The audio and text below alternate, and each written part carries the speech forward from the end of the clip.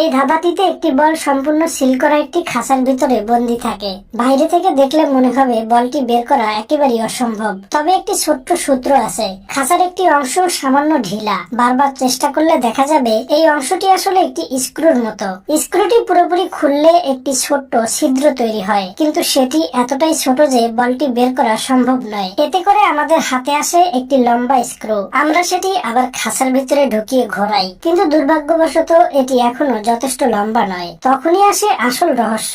আরো খেয়াল করলে বোঝা যায় এই স্ক্রুটি আসলে একটি চুম্বক, এবং খাঁচার ভিতরের বলটি সেই চুম্বকের প্রতি আকৃষ্ট হয়। এবং এখন আমরা চুম্বক ব্যবহার করে বলটিকে স্ক্রুর এক পাশে নিয়ে আসি এবং খাঁচাটি উল্টে দেই। এই অবস্থানে বলটি ঠিক সেই জায়গায় চলে আসে যেটি আমাদের দরকার ছিল। এবার স্ক্রুটি সম্পূর্ণভাবে শক্ত করে লাগানো হয়। ফলাফল, খাঁচার উপরের ঢাকনাটি খুলে যায় এবং অবশেষে আমরা বলটি বের করতে সক্ষম হই। দর্শক বন্ধুরা, ভিডিওটি ভালো লাগলে লাইক করে দিয়ে